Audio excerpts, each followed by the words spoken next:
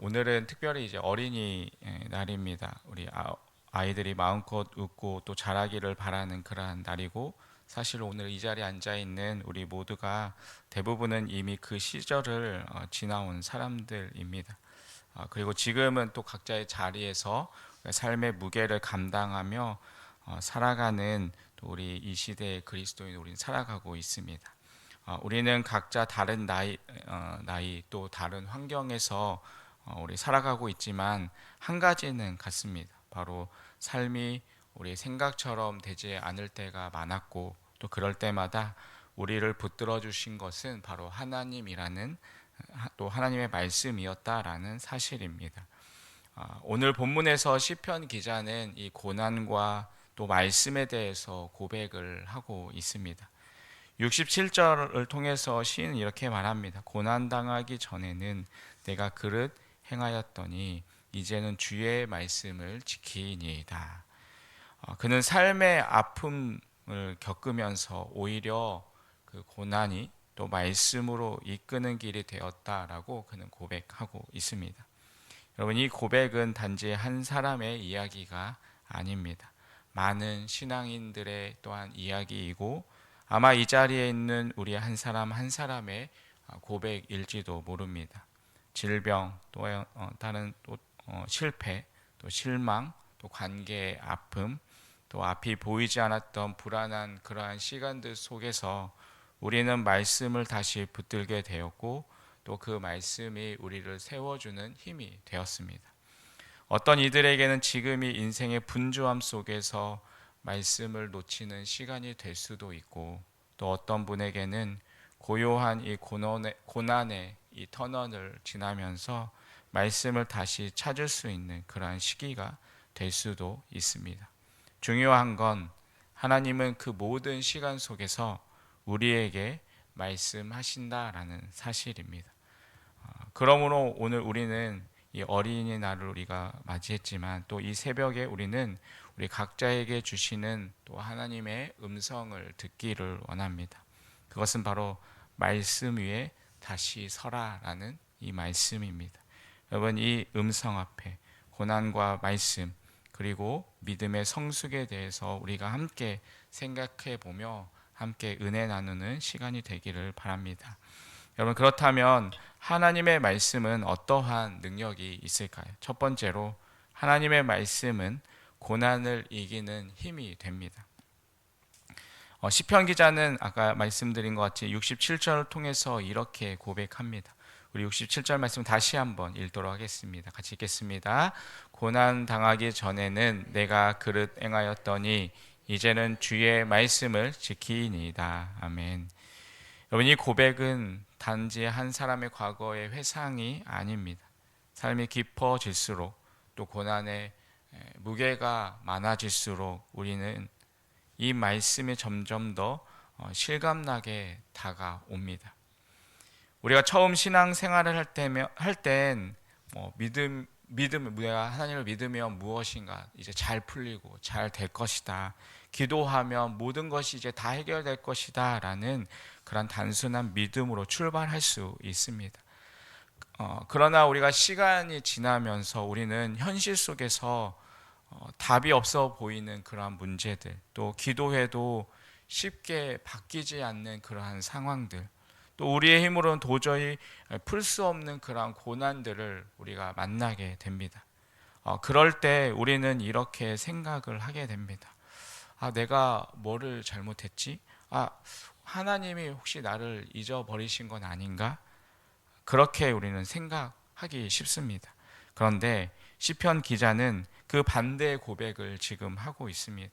바로 고난은 내가 하나님께로 더 가까이 나아가는 계기가 되었다라고 고백합니다.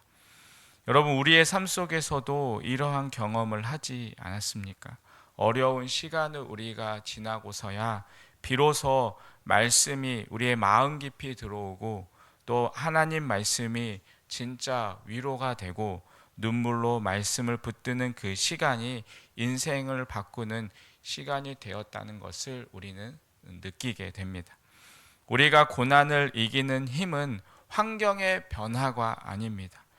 그 고난을 바라보는 눈이 달라질 때 우리는 그 고난을 이길 수가 있습니다. 그리고 그 눈은 하나님의 말씀을 통하여서 열리게 됩니다. 시인은 71절을 통해서 이렇게 고백합니다. 고난 당하는 것이 내게 유익이라. 이로 말미암아 내가 주의 율례들을 배우게 되었나이다. 여러분, 세상은 고난을 실패라고 부릅니다. 하지만 하나님은 그 고난을 통해서 말씀을 배우게 하시고 인생의 중심을 다시 말씀으로 돌이키게 하십니다. 그리고 이렇게 고백합니다. 72절입니다. 주의 입의 법이 내게는 천천 금은보다 좋으니이다. 여러분, 이것은 그냥 아름다운 시적인 표현이 아닙니다. 실제 그 인생을 살아본 그 인생의 사람의 결론입니다. 금보다 귀한 것. 그것은 상황을 바꿔주는 그 돈이 아니라 상황을 이겨나가게 해주시는 바로 하나님의 말씀. 그것이 바로 그 돈보다도 더 귀하다라는 고백입니다. 여러분, 무엇이 이 고백을 가능하게 했을까요? 바로 고난을 통과한 후에야 깨달아진 하나님의 말씀이 진짜 가치라는 것을 그는 깨달았던 것입니다.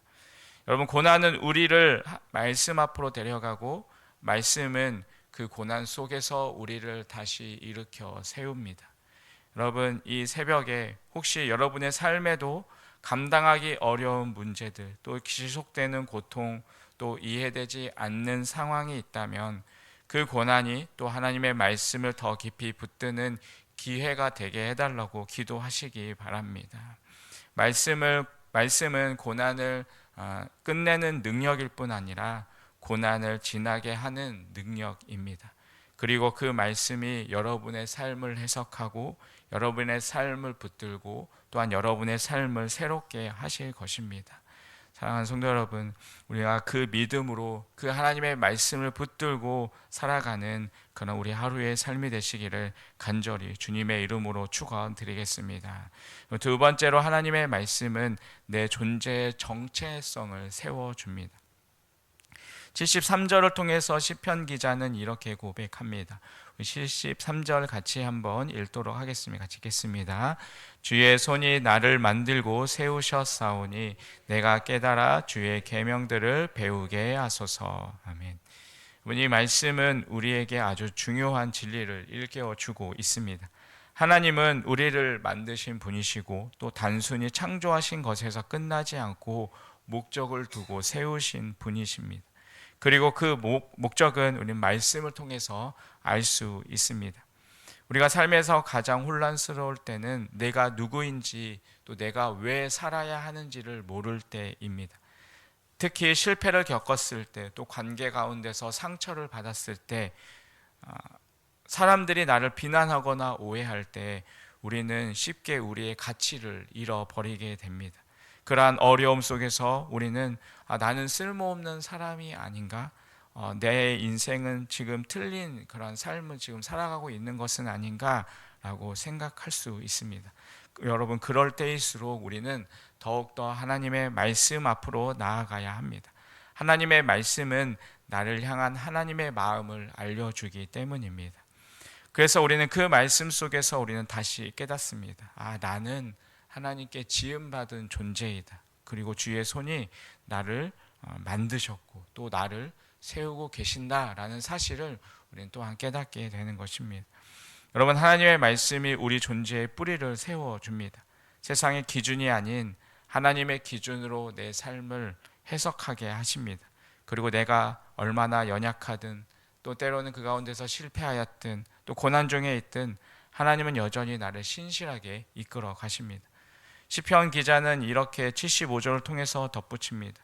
여호와여, 내가 알거니와 주의 심판은 의로우시고 주께서 나를 괴롭게 하심은 성실하심 때문이니이다. 여러분, 이건 놀라운 고백입니다. 자신이 겪는 그 고난마저도 하나님의 신실함으로 받아들이는 그 믿음은 말씀을 통해서 세워진 그 정체성에서 나오게 되는 것입니다. 하나님의 말씀을 알면 하나님의 마음을 알게 되고 또 하나님의 마음을 알게 되면 내 인생에 대한 해석이 달라지게 됩니다.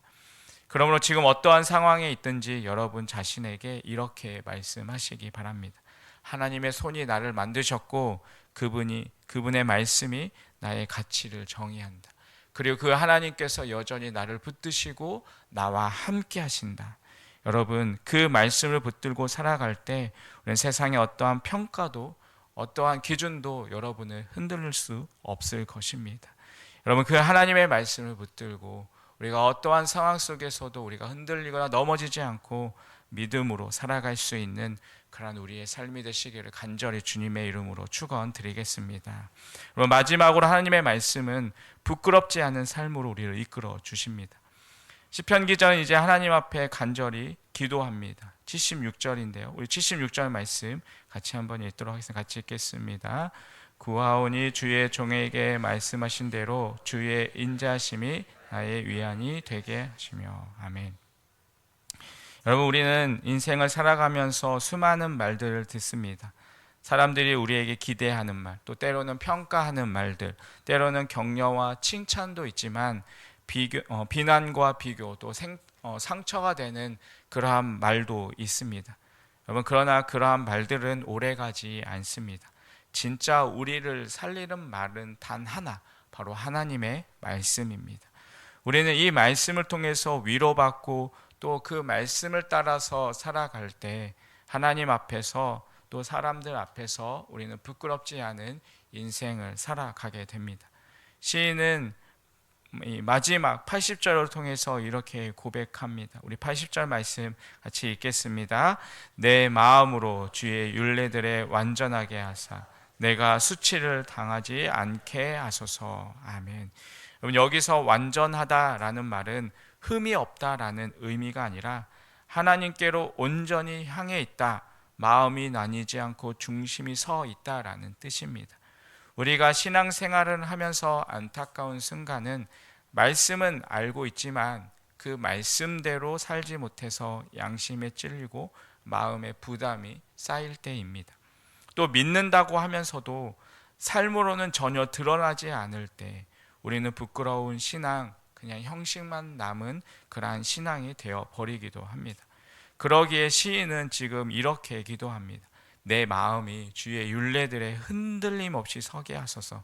그래야 내가 부끄럽지 않게 살아갈 수 있습니다. 여러분, 이 고백은 우리 모두가 드려야 할 기도입니다. 하나님의 말씀은 우리를 꾸짖고 그것에 끝내지 않습니다. 말씀은 우리의 삶을 정직하게 비추고 다시 정돈해주며 결국에는 우리를 존귀하게 세워줍니다. 말씀을 따라서 살면 우리는 하나님 앞에서 부끄럽지 않을 수 있습니다. 또 말씀을 기준으로 삼으면 우리는 사람들 앞에서도 당당할 수 있습니다. 여러분, 오늘 이 아침 이 새벽에 혹시 지난 날들의 결정들, 또 말과 행동에 대한 마음 그 부당함들이 우리의 마음 가운데 남아 있다면 여러분, 다시 하나님 말씀 앞에서 다시 정직해지시기 바랍니다.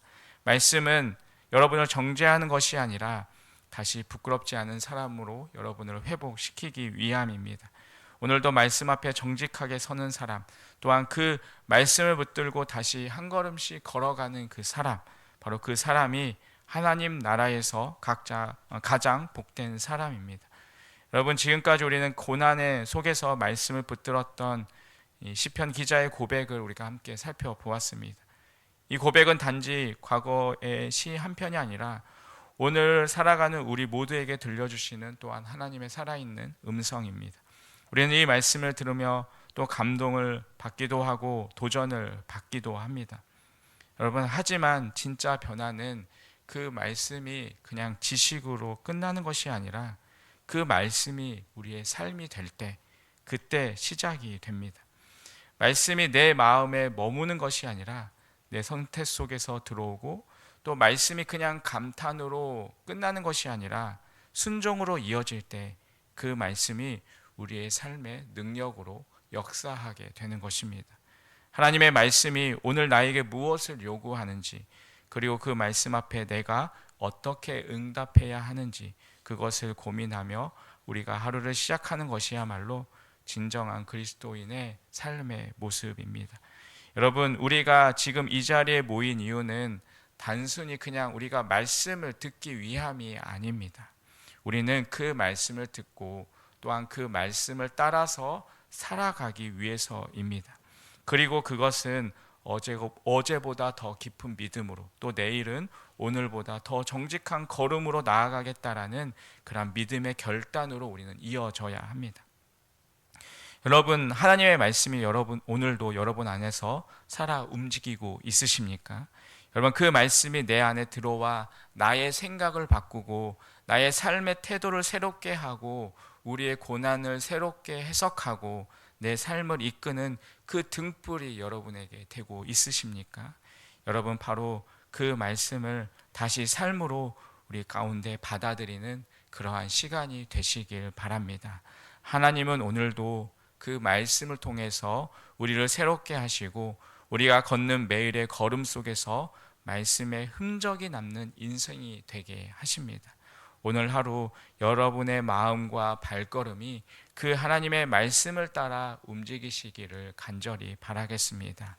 그리고 그 말씀이 여러분의 인생 속에서 그냥 하나의 그냥 말씀으로 끝나는 것이 아니라 그 말씀이 여러분의 삶 가운데 생명으로, 또한 그냥 단지 기록이 아니라 그 말씀이 여러분의 삶 가운데 능력으로, 또 단순히 그냥 지식이 아니라 복음으로 살아 역사하게 되시기를 주님의 이름으로 간절히 축원드리겠습니다. 기도하겠습니다. 하나님 아버지, 오늘도 말씀으로 우리를 부르시고 삶의 중심을 다시 세워주심에 감사드립니다. 고난 속에서도 흔들리지 않도록 주의 말씀을 우리의 위로와 힘으로 삼게 하여 주시옵소서. 오늘 들은 말씀이 우리 머리에 머무는 지식이 아니라 우리의 삶으로 살아내는 순종이 되게 하여 주시옵소서. 오늘 하루도 그 말씀을 따라 걸으며 하나님 앞에서 부끄럽지 않은 믿음의 사람으로 살아가게 하여 주옵소서. 예수님의 이름으로 기도드립니다. 아멘.